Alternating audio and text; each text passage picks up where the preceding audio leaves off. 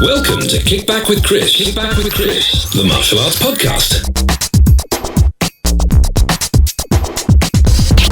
Brought to you by Martialytics. Easy to use, super powerful management software for your martial arts school. Okay, guys, so joining me this week, I have somebody that I like to refer to and consider as martial arts royalty, Mr. Steve Rowe. How are you doing, sir? I'm okay, thank you. Well, you are really. I mean, crikey. I mean, I remember seeing you in magazines. I've seen you on interviews and events, teaching, and actually, though, funnily enough, at all the different events that I've been to, I don't think we've ever actually sat down for a chat. It's just the way it works. Because when I go to martial arts events, there's so many people, and I just feel a little bit like everybody wants a bit of everybody's time, and I'm a bit of a weirdo in that I try to be that person that doesn't do that to everybody else.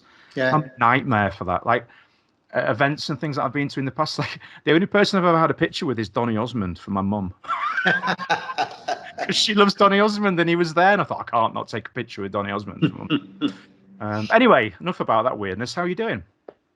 Yeah, I think all things considered, I've got over a load of stuff, so I'm fine. I know. Actually, I'd like to talk to you a little bit about that a little bit later on. But it's a bit of a cliched start. But it is. At the end of the day, this is a martial arts podcast, and as much as I do like talking a little bit of nonsense, I always like to start with martial arts as the core of the conversation, and the reason why I get people on. And your martial arts experience is immense. I think it's fair to say. You know, teaching and training all around the world. A plethora of really experienced and big instructors, and then of course yourself with associations and developing systems. I could probably give you 4 hours on this podcast and that not be enough. So if it's even possible, in a nutshell, for our listeners who perhaps don't know about your work, how would you describe yourself as Steve Rowe, the martial artist, if you had to encapsulate it? I don't know, really. It's difficult.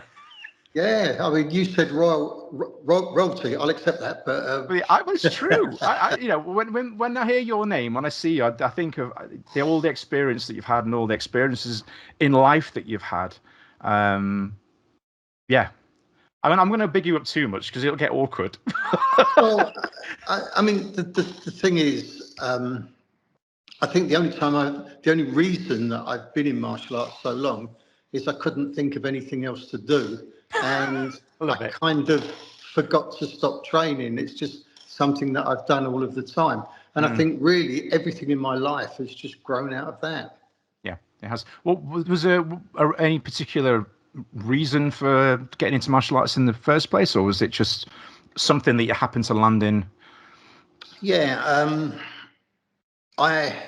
Without going too much into childhood, I was a typical South London kid. I was completely uneducated. I really was a little street kid. And thankfully, I didn't end up in juvie or prison or whatever. But I left. I didn't really go to school. But when I left school as such, I had loads and loads of different jobs because I hadn't got any qualifications or anything like that. Yeah. But in the end, I ended up in the fire brigade. Oh wow! This was in 1969, and I came out of the fire brigade 3 years later, and kind of drifted into the security world. All right. So working at the sharp end of security.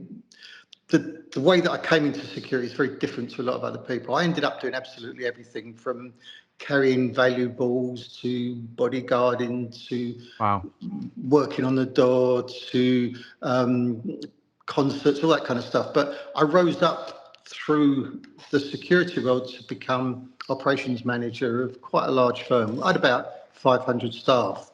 Wow. And so working in the security world, my brother had started karate, 1963, and he'd done some Tai Chi and so on. He trained with like Steve Morris and George Andrews, all those sort of people. So I ended up doing karate really totally from a self-defense point of view, because of the job that I was doing. And I picked a club for that as well. You know, my My instructor at the time was kind of ex-army boxer, drifted into karate. It was a very street type club at the time, and that was how I got into it. But to sort of try and cut the longest story short, my story's out there in a lot of different places, so we don't need to say too much. But even doing that kind of karate, I reached the point where I realised that I was way too angry, I was way too violent, Sure. and I knew that I was on a road to prison or destruction. And so therefore it was when Kung Fu came on the telly, basically, and I looked at the Shaolin Temple and David Carradine. What a great character, and that really caught me, that when I watched even that first episode of Kung Fu, I was like, that's what I need, that's what I want. Wow. And I went out to find my first Tai Chi instructor then. I think it was about 1973, something like that. That can't have been easy. No. Well, funnily enough, they say when the student's ready, the master comes along. Somehow I always seem to have almost accidentally fallen into train with just the right people at just the right time. And the guy that I started training with is a guy called Simon Wyatt. And in those days, he was a hippie, open-toed sandals, long hair. I was the equivalent of a 1960s street urchin mod from the modern rocker battles, and working in security. That's like a film. That's like a film story. You can imagine characters now. But he was really good, and I used to go in early and push hands with him, and we had some good conversations. And he gave me my first copy of the Tao Te Ching by Lao Tzu, and that was the first book I ever read in my life. Crikey. But that's a good one to start on. Yeah, but the moment I started reading it, I understood it bit home, and I think I'm neurologically divergent, which is why I didn't get on at school. I didn't get on with my family. I didn't get on with anyone. You're describing me here now. Yeah, and a lot of martial artists probably. And the way that I grew up was, if you didn't get on with someone, you give them a slap, And so I think because I'm that way, the moment I read the Tao Te Ching, because I'm very right-brained, I could get it straight away. I've said to loads of people since, read this, and they go, don't understand it. And I can't understand why they can't understand it, because it's so simple. When I eventually took an IQ test, I'm in the top 1%. Wow. Okay. Well, that explains that. I had a very high IQ. I was very intelligent, but that was working against me, because it kind of I had like ADHD, I had too much energy, nowhere to put it, didn't know what to do, didn't get on with anyone. I think I pissed absolutely everybody off. That was the big transformation for me. So even doing karate in the first instance probably didn't do me that much good, but it did get me into martial arts and got me to watch Kung Fu. And it was the Shaolin Temple. And of course, that led me straight away into studying Taoism, Buddhism, Zen, anything to do with meditation, because I realized that through meditation, I could calm down the body, I could calm the emotions, I could calm the mind, and the Asian philosophy, particularly in Taoism and Buddhism, is one that I could take to straight away. Amazing. So obviously you mentioned being a firefighter and working in security, first before the martial arts, and both, I mean, they're both very high pressure environments. Yeah, like incredibly high pressure environments. So, I loved it. You tend to. I mean, I tend to find people, it's the other way around. They start in the martial arts, they find that helps them to develop that confidence and that ability to cope under pressure, and then they go into something else. So to do it the other way around, that's really interesting. So, when you walk, do you remember walking into your first class and what that felt like? Was it exciting? Was it nervous? Was it a test? Did you have that combative feeling straight away? How did you feel? It was Greenwich. It was Greenwich in South London. My first teacher was a guy called Jim Fewings. Yeah. And I could remember sort of queuing up to go in. It was an Irishman's working club, and I, I felt quite at home, to be honest. Right. But it was very violent. Yeah. But I was used to violence, Yeah. and I actually got knocked out on my first training session. And that was a positive experience. Was that what you were expecting? Well, I was Or used to it. you were used to it, yeah. To me, that all seemed normal. And in those days, it was full contact without gloves. It was very street. I was in hospital almost every week for something. First name basis with all the staff. Yeah. I always had black eyes. Always had broken ribs. I was always, couldn't laugh or breathe, and the list of injuries was endless. I had no surgery a few years back, and when they pulled out all the wadding and that, and I said to the consultant, I said, "Oh man, I can actually breathe."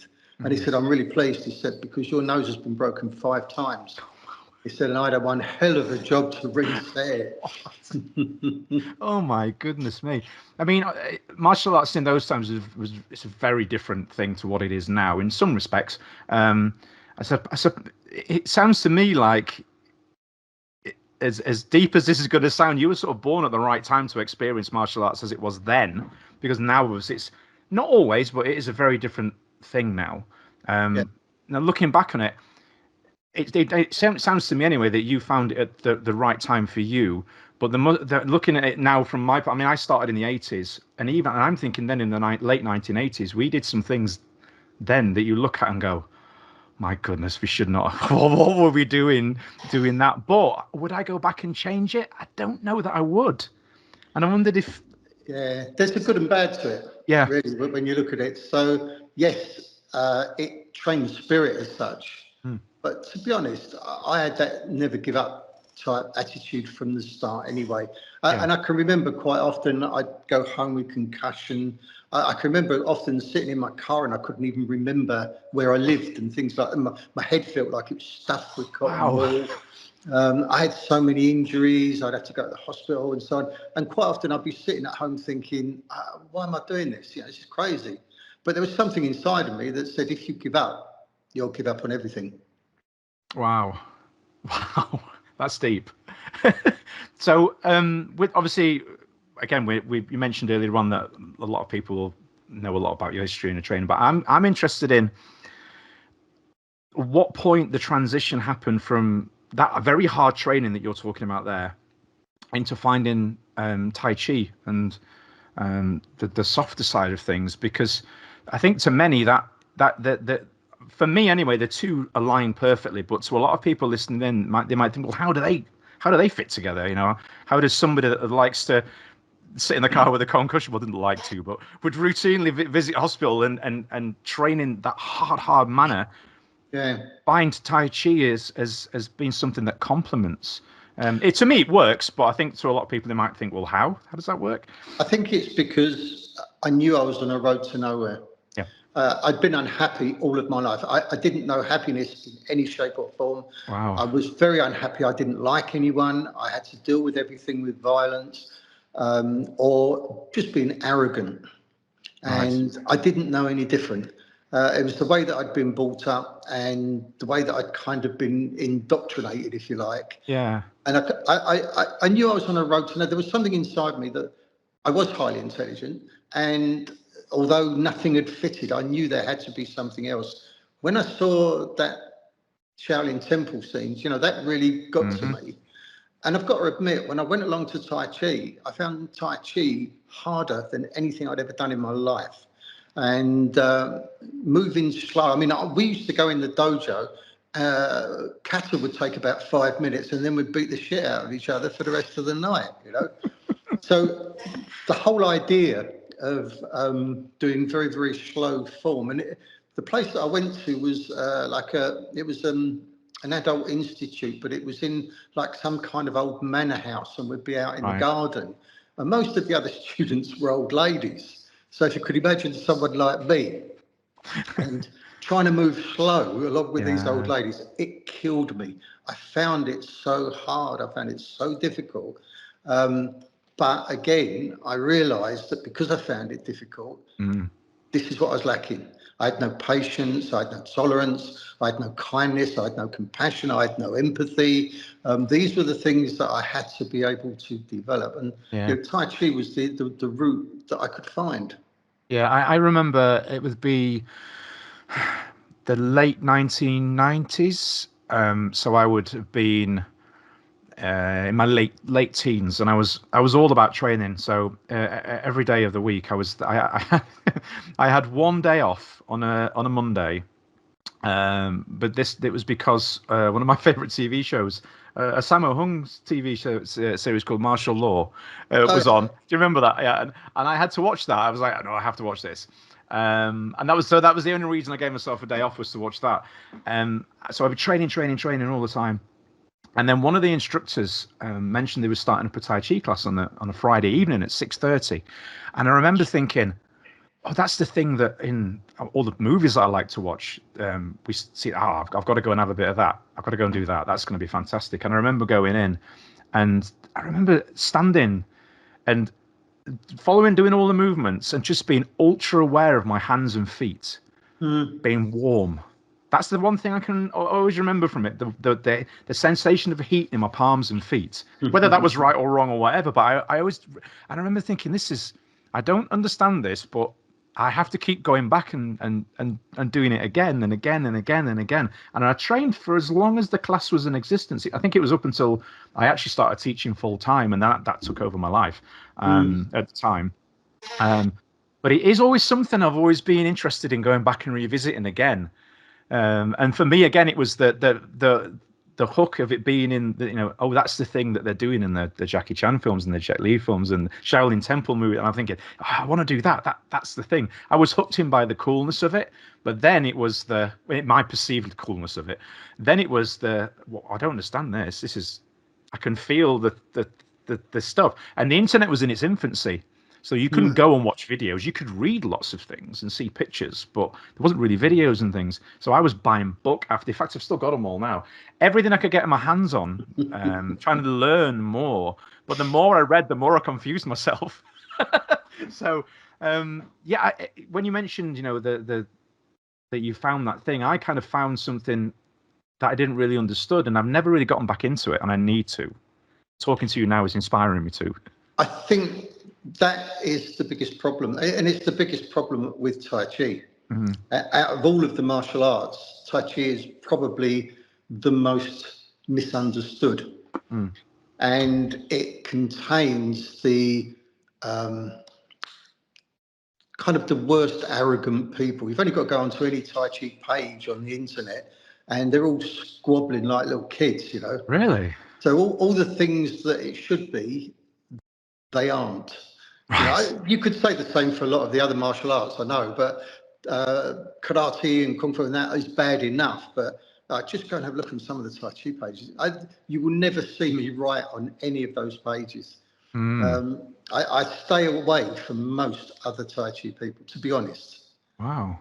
For that Is that reason. a universal thing, or is that a little bit of a system culture clash? Because I know that we have a tendency of, how do I say it, westernizing, if that's the word to say, with martial arts. We tend to apply a lot of British thinking to something that's not typically, well, it's not a British thing, and the two don't always kind of go together.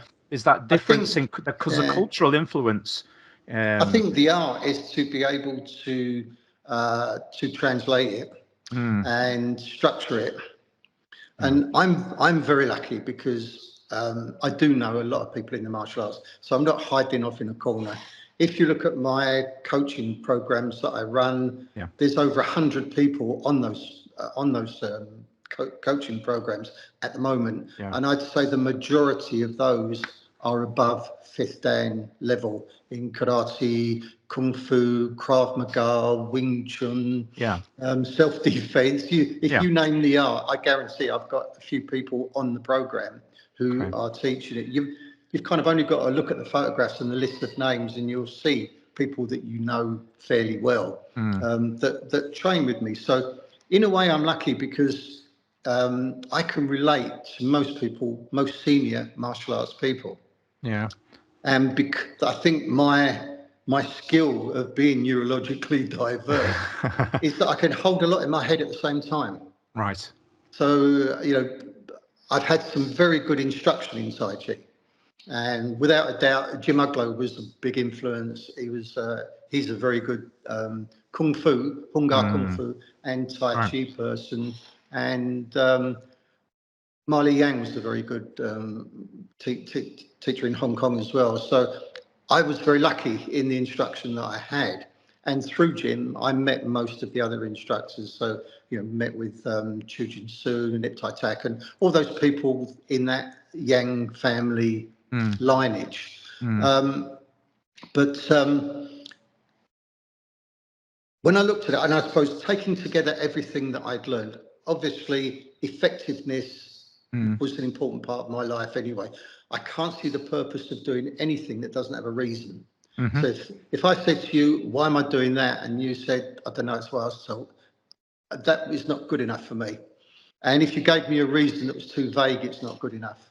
So I will go away and research absolutely everything. And if you talk to any of my students, they'll all tell you this, everything I teach is in the classics. And I refer to the classics constantly.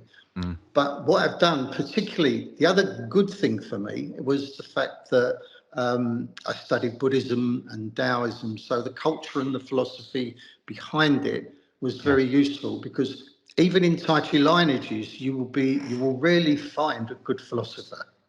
Really? Yeah. Well, just go through the history of the Yang family. A lot of them had problems with alcohol, food, committed suicide, beat each other, and so on. So it's not like you're following a system of gurus and philosophers. And probably Chen Manqing was the main philosopher in the Yang family, because he was a calligrapher and a poet, but he was the only one. And so what I did, I put together these are the most important things. If you're going to do a martial art, the first thing, the words that we always use is character development. Everyone puts it in their adverts and virtually no one does it. And they talk about emotional intelligence is really important, because, what's power without control? So when you look at the structure, particularly Yang family Tai Chi was perfect for me. So by being able to start with the meditation, being able to teach people posture, breathing, calm the body, calm the emotions, calm the mind before you start training, and then being able to sensitize your mind to your internal energy, your life force, if you like, being able to actually directly feel it is really important. Otherwise, you're talking about something that you don't even know, that you haven't experienced for yourself. So the meditation part, and then the standing postures for the yin and the yang aspects, so that you develop, patience, kindness, tolerance, compassion as the soft front, and then the strong back, of course, is the idea to have resolve, determination, courage, strength. How one supports the other. So I teach that right from the start, right from the off, because it makes good students. Students that pay attention, students that listen, and students that consider logic to what we're doing. Then we do the Qigong, and the Qigong is teaching them how to sensitize, store, and release energy. So there are a set of exercises that go through all the power lines of the body, and how the energy is stored, how you can stimulate it, store it, release it. And then from the exercises, then we start the form. Then we start Tai Chi, So I think it's the structure. And then with the Tai Chi form, we start with monk style. In other words, passive. Because if you don't have a freedom of movement in your body, if you're trying too hard and you're being tense and so on. So just to get good, all the things I've just said, plus the ability to be able to put it into technique and movement. So that's monk style. And then we move into warrior style, where we take the dynamics, so that, being able to stimulate, store, release, And instead of doing it to foster the energy inside of you, the idea of being able to then transmit it into your environment and into an opponent and so on. So then we add in push hands, double-edged sword, broadsword, spear. You really move from what most people would call Tai Chi into Yang family Kung Fu. And bearing in mind that Tai Chi was Kung Fu. Yes. Sorry if I'm being quiet. I'm just taking it all in, listening. Yeah. I'm having my geek moment here now, everybody's. People listening, they go, Chris is very quiet. He's not usually this quiet. I'm just taking it all in. No, it's brilliant. I'm just sitting and taking it all in. I just love to absorb knowledge from people with more experience than me. It's amazing. Now, touching on all that now, I at the moment, it's fair to say the internet and social media can be such a source of positivity and its ability to connect people. But at the same time, it can also enable people to foster some interesting opinions, not always based out of any experience, just more kind of following the Everyone has a voice. Everyone's saying it. Well, they're all saying it, so it must be true. And one of the big things, especially on Instagram at the moment, is people are posting up all these different videos of different self-proclaimed, maybe they genuinely are experts in martial arts field, using these different, how do you describe it? I don't know, debatable, should we say, self-defense approaches, blasting people across the room and then flying over the things. And And I wondered if that's a help or a hindrance, if you have people that will question, because I think people are starting to maybe get the idea that chi is this thing. Oh, that's the thing that people talk about on Instagram, where the guy goes flying like something from Star Wars. Yeah. Do you come across that from time to time with people, or is that something that all people the time? All of the time? Yeah. Wow. There's just always someone that wants to talk about these people that bounce everyone across the room, and they touch their leg or their body, and suddenly they're flying off. And to be honest, when you look at most of the things, it's street theatre, it's circus, that's always going to be in the martial arts. And bear in mind that in Chinese martial arts particularly came from Chinese opera, theatre, street theatre, gymnastics, trickery, setting fire to pieces of paper with your mind, and all the stuff that, we now see from magicians in the West. That is common. I suppose you'd call it trickery, but you need skill to be able to do a trick. Yes. So I think it's a fair point. Yeah, I mean, I think a lot of it's theatre. So I accept it. If you think if you think that kind of magic is true, good luck on you. I like it. But I mean, it's always been something that I've seen, and you look and go, well, no, I don't believe that for a second. But then I think back to those experiences I had as a teenager, when I say I was very aware of my hands, my palms, my feet, the sensation of heat. I remember we were doing a breathing exercise. Forgive me, I don't know the name. And they were describing the feel of the pull and the push and the energy. And I'm thinking, I can feel that. And I remember I wasn't freaked out by it, but I was like, I'm aware of this energy, this push and this pull. It was not like a positive, negative magnet feeling. It was odd. Because you were doing an exercise to sensitize your mind to your energy. And I mean, we briefly talked about the video I put up the other day. Yes. To me, and this is my opinion, whatever anybody else thinks, I don't care, but chi, in my experience, is a collection of energies. When you look at the original calligraphy for chi, it was breath coming out of a mouth. And I mean, one of the advantages that I've also had is because I've written for magazines for 50 years, and I've interviewed so many masters in their field. And then, when I was younger, my first question was, what's chi, what's ki, what's prana, and most of them would just say, well, it's breath, it's air. If you don't breathe, then you're dead. Or I've had some of them say things like, ki is the lightning in the sky, and various vague references. But actually, when you look at it, then from its breath coming out of the mouth, and then they added a rice pot with heat coming off of it. So the calligraphy for chi is the rice pot with heat coming off of it, but it's also the mouth and the breath and the air. And it's basically saying, the food you eat, the heat you add, the oxygen that you add, animates the body. That's what gives you your life force. Yeah. That life force that comes from basically food and movement and breathing and so on, then goes into your blood, it goes into the oxygen in your blood, it goes into the lymph system, it goes into the neural system, it goes into the internal organs. It's energy that animates the body and makes it work. So so the word chi to me is it's a collective. If you can harmonize those energies, and it also goes very much with the mind, the emotions and movement. They're all contributory parts of it. So when you're moving, when we talk about chi or ki, when you're doing martial arts, basically, can you harmonize your mind, your emotions, your breath, the movement of the body, the internal functions of the body? Can you make them all come together? And the better you can make them come together, the more powerful your animation is, the way you animate your body. So the video that I did that we were talking about earlier, I was talking about yi being intention and chi.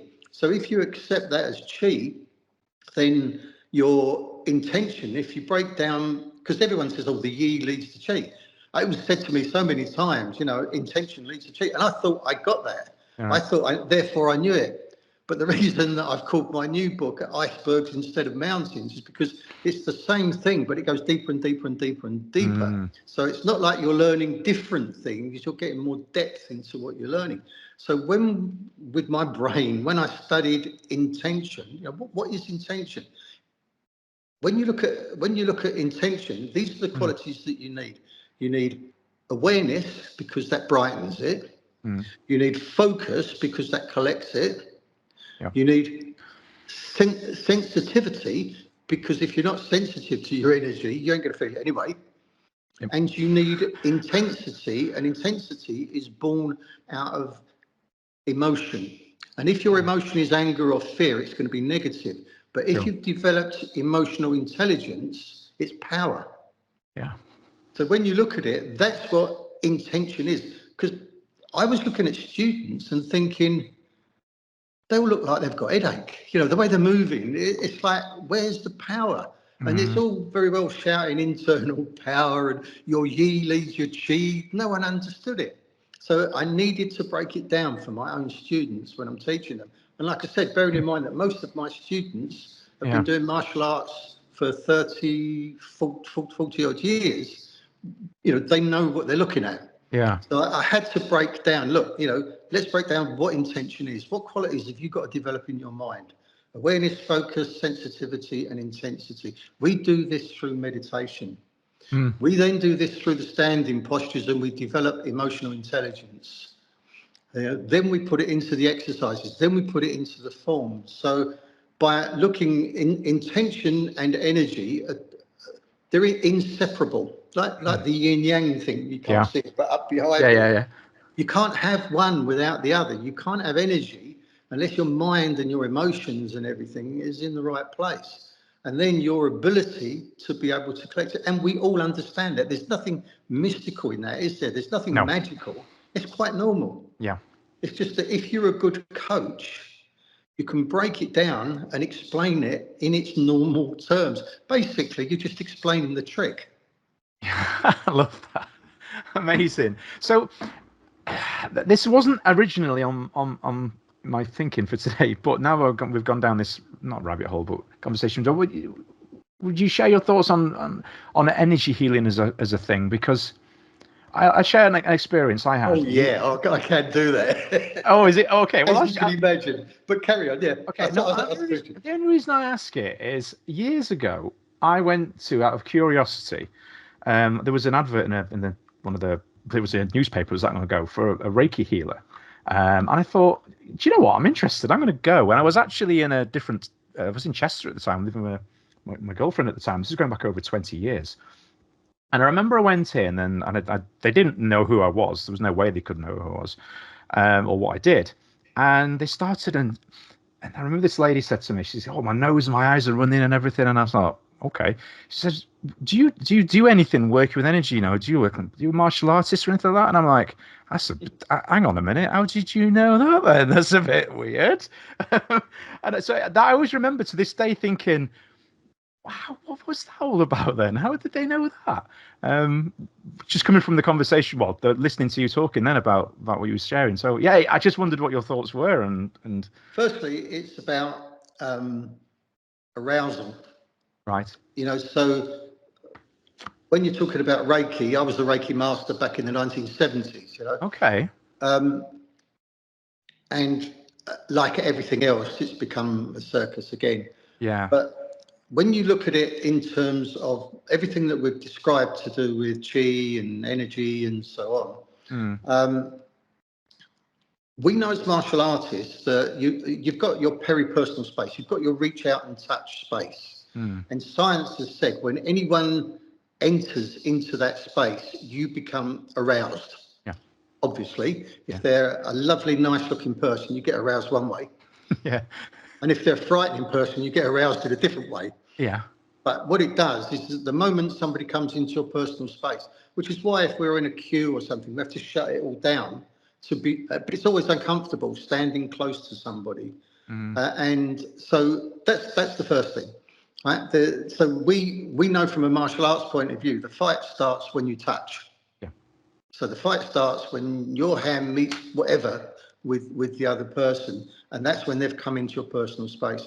From a self-defense point of view, that's what I teach. The fight starts when you touch. The fight starts at this point, and this is where you've got to be able to deal with it. But you've got to be able to deal with your arousal in the right way as well, so that you don't panic or become too aggressive or frightened or whatever. From a healing point of view, it works in the other way, that if you and the healer are in sync with each other, right, if you are both looking for the same objective, in Kung Fu, we say when your chi is in harmony. There's a thing called Chap Sao. I don't know whether you know, you probably don't know, but it's like, this basically translates as hand fiddling, which doesn't sound good under the present environment, but what it means is that a senior instructor can adjust the student to the point that everything connects in the body. right, Sometimes they're tiny little bits, 1 millimeter even. You know that when the hand folds, it's only when it gets to a point like here that the elbow that the wrist mm, sets the elbow, which sets the shoulder, which comes into the spine, and then so on to connect down through the body. But if your chi's in harmony, it works. If your chi's not in harmony, then it doesn't work, because either you seize up because it's your instructor, or you go floppy. It's like you go to adjust somebody and they suddenly just go put the hands down mm, and go all floppy, or they go all stiff. yeah, But when you can work together, that's a good thing. In healing, it's the same way. If you're both there for the same objective, and the person that's doing the healing is a nice person, a mm, cultured, developed person, they've got a good energy, and you want to be healed, right? Then when they come into your personal space, it's going to have a positive healing effect. The important thing is they're giving about 10% and you're giving 90%. You're healing yourself, basically, right, but they're influencing your ability to heal yourself. nudging it And if you're along. convincing yourself, so like what you said, I felt this in my hands. Yeah, So if I put my hand above your back, you will put your mind into your back and you will feel it. got you. So, it's not that they're sending their energy to you. You get a lot of these Chiron healers, they're kind of wounded healers. They take on your illness or your sickness or whatever. It's a load of crap.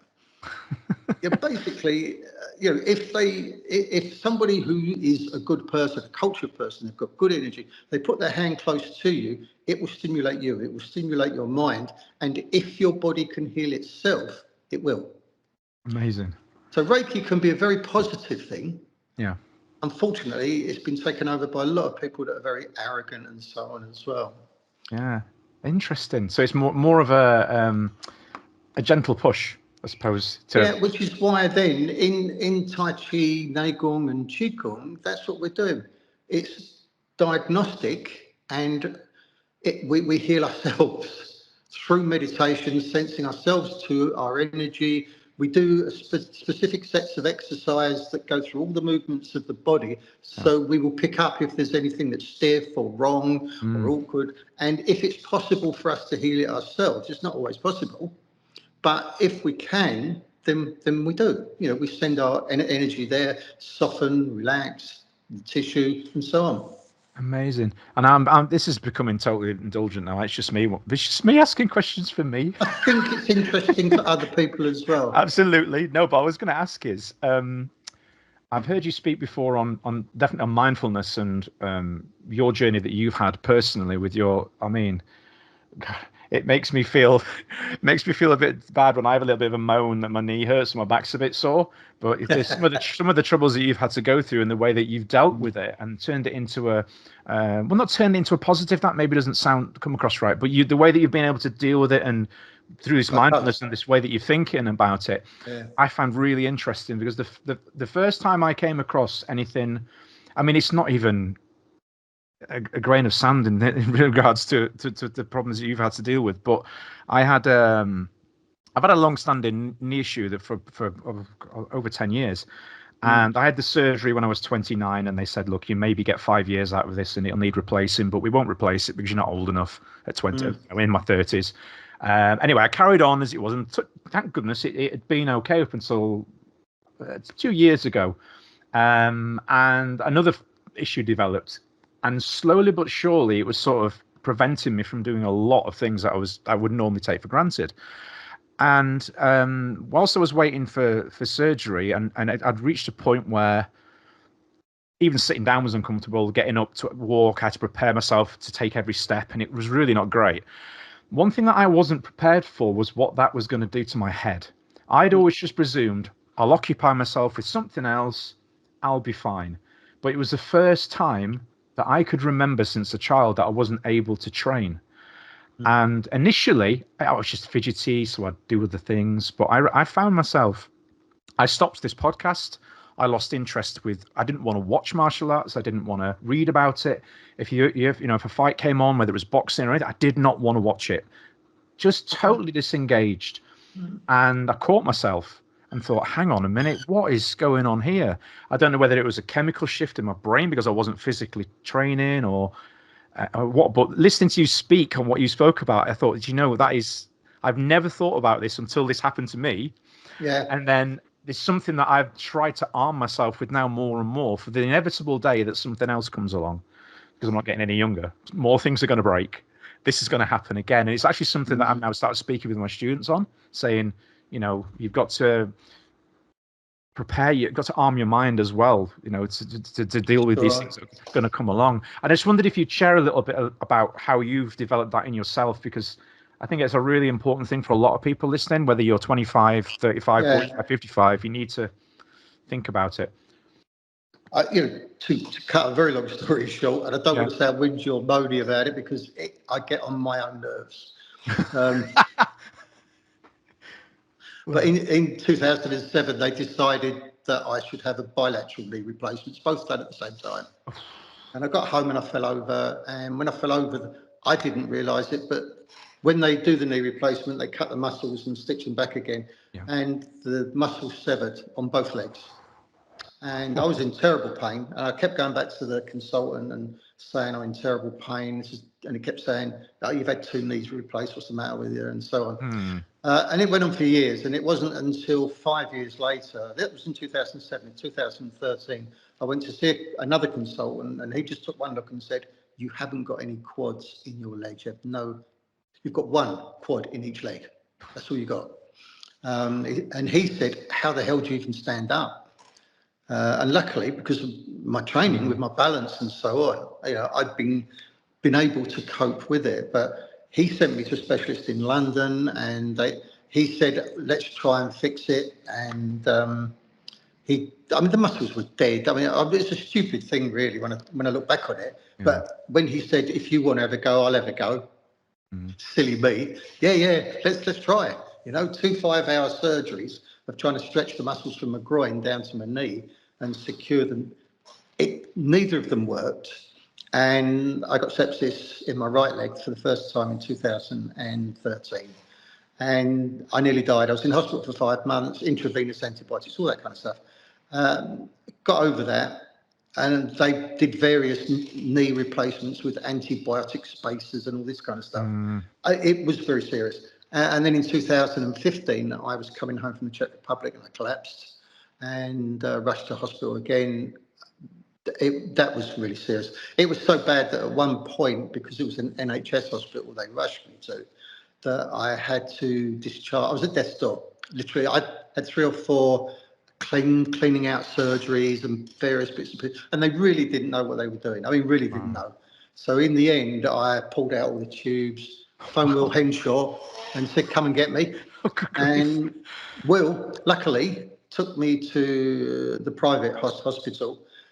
The consultant there got the wife in and said, we've got to try and save his life first. And that's, there's not much chance of that. But me being me, luckily, I managed to live again. And that was when I wrote my first book, The Warrior's Mind. Yeah. I wrote it on my iPhone in hospital, published it through Amazon while I was in hospital. Wow. I thought I was dying. Everybody told me I was dying, so that was going to be my legacy. So for 52 days, I did a meditation and wrote a poem each day. Published it on a book, and that was powerful stuff. Problem was I lived. Yeah. How do you follow that up? It was a bit hard. It was a bit difficult. So that was what prompted me to set up the Tai Chi coaching program, which was the best thing I ever did. Collecting loads of really great martial artists coming together to train, learn, develop, and add Tai Chi into all their various arts was absolutely brilliant. Literally best thing I ever did. But anyway, where was I? What they did in 2015 is they took the knee out in the end completely, and they put an iron bar right through my leg, so it was locked straight. Yeah. And then by 2021, the iron bar started to come through the bone in the sheet, and I got sepsis again. So I went to see the consultant, and the consultant basically said to me, go home, dial 999 to get your leg amputated or you will be dead. And that's what I had to do. And once again, so I had my leg amputated. I'm trying to get through this as fast as I can. There's only one little bit left. No, it's fine. So, I mean, it's... So they amputated my leg. I was in hospital for 5 months during COVID. And worse. So you can imagine what that was like. And I was having the last blood test to make sure that the sepsis and that had gone, and they found cancer. I knew you were going to say that. So now my nickname is Lucky. Yeah. Well, I suppose it is in a way. Yeah. I've had bad luck, isn't it? But yeah, so then that started the treatment for cancer. But luckily, I'm in remission. I've got to have a blood test in the next couple of weeks, actually. But so I think your question was, how do I deal with all that? Yeah, how do you stay present in mind and not let yourself fall into what could be? I mean, it would be easy and understandable for a person to fall into a very deep depressive state and never come out of it with all of that shit going on. Excuse my language. I had to work a lot, but yeah, I did my Tai Chi every day. All the time I was in hospital, I did it laying down in bed. I did it seated on the side of the bed. I did it in a wheelchair. And of course, ever since, I've had to do it sitting down. But I've always trained at least twice a day, once in the morning and once in the afternoon. And I have meditated every day. And that, honestly, that is the reason that I'm still here. And the Qigong exercises develop your vigor, they develop your Qi, they develop your energy. So it is really that development of vigor and energy that has kept that intensity in my mind. So it's kept my intentions always strong. It's do or die, isn't it? There's nothing in between. If you want to stop me, you've got to kill me. And that's the attitude that you've got to take. Wow. I mean, it's thinking back now on some of the things you were talking about, early days, some of the training that you went through, the experiences you had with firefighters and security. I think it's fair to say you've always been of a very strong mindset. And it sounds to me like the training that you've done, you've been able to harness that and control it and focus it and go, right, now this is what we need to do. Let's put it all in this. Now this is what we need to do. Let's put it all in this. And almost I can never say that word. I can't either. Yeah, everyone knows the one I'm trying to that bit. You've been able to put it into sections. There we go. Yeah. We'll say that. You've been able to go, okay, now this is the challenge. Now this is the challenge. Now this is the challenge. And keep it together. I mean, that is. But there is a way. One of the great things with Buddhism and Zen is being present in the moment. So two things, one, don't look back. Right. Because if I look back, I get very depressed with all the things that have happened. And the second one is don't look forwards. Let things come to you. I love that. And deal with them. So in a way, whereas if you look at a lot of the memes and things on social media these days, it's get off your ass and go and do this and drive. And if you think it, you can do it. You can see, even to today, I put up, here's another one of these shit memes that actually is so misleading, it's untrue. Yeah. So ignore them, because actually sometimes you need to do the opposite. If you're old, it doesn't mean to say that you've got to be a gym rat. Some people are very lucky. They've got good DNA. They've got good genetics. They've managed to maintain a healthy life. Other people have had cancer. They've had sickness. They've had disabilities, either mental, physical, whatever. Not everyone can do. They're looking down on people. Do you want to be this guy in the wheelchair, or do you want to be this guy, who's like this kind of stuff? And that's wrong. They shouldn't do that. And like I say, don't look back. There was a great scene in Vikings with Ragnar Lothbrok when his sons were going with him into battle and on the boat. And one of the kids turns around to look at his mum, and he puts his hand on his head and he turns it around and he said, "Don't look back. You ain't going that way." I love that. And I thought that was brilliant. Yeah. And and the other side of it is that if you're always looking forwards, if you're ambitious or whatever, you're on a road to being unhappy. Be happy now. Don't worry about that. Be happy wherever you are. Accept it. Whatever you can do in that moment or that day, do it. Do what you can to improve things, but you need to let life come to you. The thing about time is you don't pass through time. Time passes through you. And you're always in the present, and that's a really important point. Wow, I could just listen to this all day for hours on end. Yeah, it's amazing. I'm just trying to think. My mind's gone all to mush. Now I'm just listening. I feel like I'm on a coaching call, like I'm on a live coaching call. But no, let me just. One of the things that comes out of that actually, and is an advert from books as well. Go for it. So after I had my leg amputated, and that was in 2021, and by the time I got cancer. So in the last 12 months, I've written three books. Okay. And I've written 3 books. I've never had any intention of writing another book. I wrote that one with the poems, and I thought that was going to be it. I was never going to write another book. But what happened was one just rose up inside of me. So the soft front and strong back came about because, as the interesting discussion that we're having today, I think I had something important to say that nobody else could say. So it's a mix of an autobiography, just a little bit, but more about how I discovered my philosophy and how I used it, particularly through those really hard times, because a lot of people go through hard times and they just fall to pieces. So I felt that I could say things to help them. So I wrote the Soft Front, Strong Back book about my philosophy. And to be honest, I wrote that in about 5 days. It just rose up inside of me, and I just, and it was done. And then I said, right, I'm never going to write another book. Until. And the publisher said to me, "Oh, that was brilliant, that book, Steve. You've got to do another one." And I go, "Well, not really." And he said, "Well, you wrote two books with Toru Takamizawa, Concepts of Karate.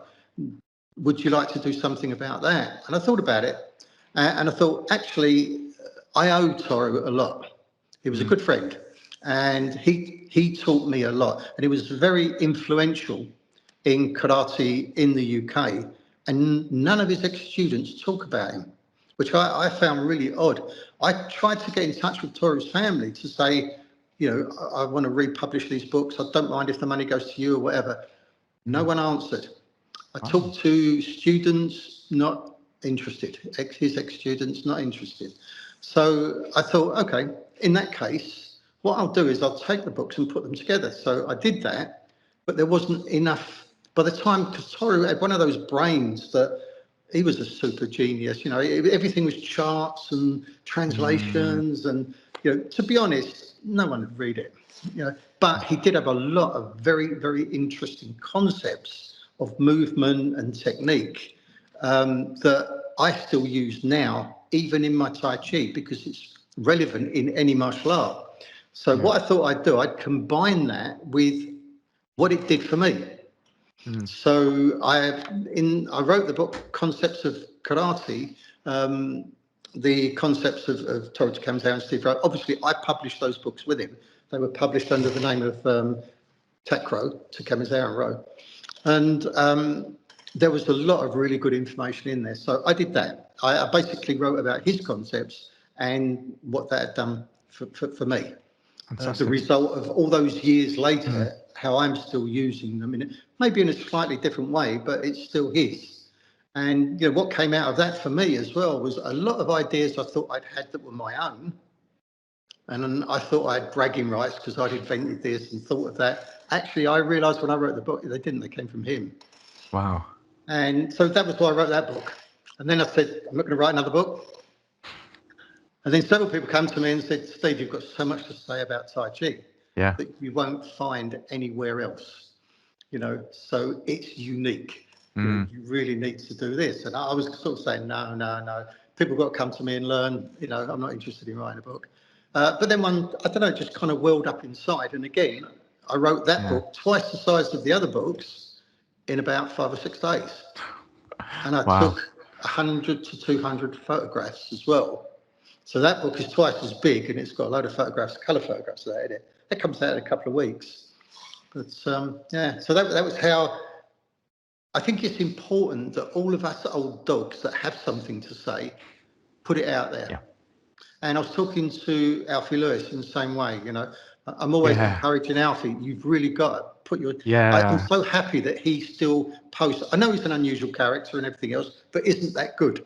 Yeah, absolutely it is. I really enjoy his posts, and I think for people like Alfie, Vince Morris, they've all got interesting things to talk about, and they've got the direct experience as well. Yeah, we're the people that need to be putting stuff out there. That's why I post every day. Yeah, and also why I wrote the books and do videos and podcasts like this. To be honest. Yeah, no, it's really interesting because I actually interviewed Alfie a couple of years ago, and it was through one of his students, Thomas Dodd, who I'd gotten to know through working with him on various film productions. Yeah, and we got talking about martial arts and stuff, as you do when you're on jobs, and I said, would you like to come on my podcast and we'll have a conversation like this? And then it was him that actually spoke to Alfie and said, look, you should go on this guy's podcast. And he agreed to it. And I remember, I think he said at the time, it was like one of the first interviews he'd done in something like 20 years. And I was like, oh my goodness. Yeah. I was so nervous going into that interview. So nervous. I had all these notes and I was thinking, I can't make any mistakes. And, because he comes with a reputation, and I didn't want to be that guy that lost my shit with the interview with Alfie Lewis. Yeah. And it ended up being one of the most, and this is no exaggeration, most relaxed, enjoyable interviews I had ever done. Yeah. It was so nice. He's a lovely, easygoing, friendly guy. So knowledgeable, so just calming. He's been everywhere and done everything, Yeah. It's brilliant. And I came out of that interview so rejuvenated and calm. Yeah. And I remember thinking, I was a bag of nerves going into it, but yeah. I had a lot of Actually, emails from people as I saying, I say, don't understand what he's saying, but well, I was going to say it's difficult to hear with the Liverpudlian accent, and I'm terrible with accents as well. yeah. But the cover photograph of my first book, the Warrior's Mind book, was taken in his place. We did Wow. I did a seminar there. Amazing. Listen, I could carry on doing this all day. I think what we need to do is book a part 2, 3, 4, and 5, and just make this a whole series of podcasts because I'm very aware of the time. It's been over an hour already. Thank you for your time. I really, this is valuable content. As you say, it's important that we document this sort of stuff, and I know our listeners are really, really going to appreciate it. So. Thank you for taking the time.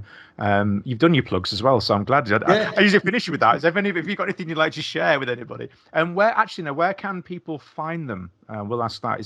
Can they search for them on Amazon? Do you have a website? Did you just contact yourself? Basically everywhere. You are. They're on Amazon. Yep. If they go on my blog, which is steve-rowe.com, yep. Everything's on there. Okay. The details of my coaching program, my Tai Chi coaching program's on there as well. I'm recruiting for next year, 2015. I have a look at that, I might 25, not 15, 2025. I do this all the time. I'm terrible. I have to check what year it is now when I'm writing things down because you don't write checks anymore. So I'm always like, 20. Yeah. What year is it? Yeah, that's it. Yeah. 3, 4. Anyway, time's flying by. I'll include all the information in the show notes, guys. So there's people listening in. If you're struggling to find it, just go in the show notes. I'll go and look for you, and I'll include all the links so you can go and find it.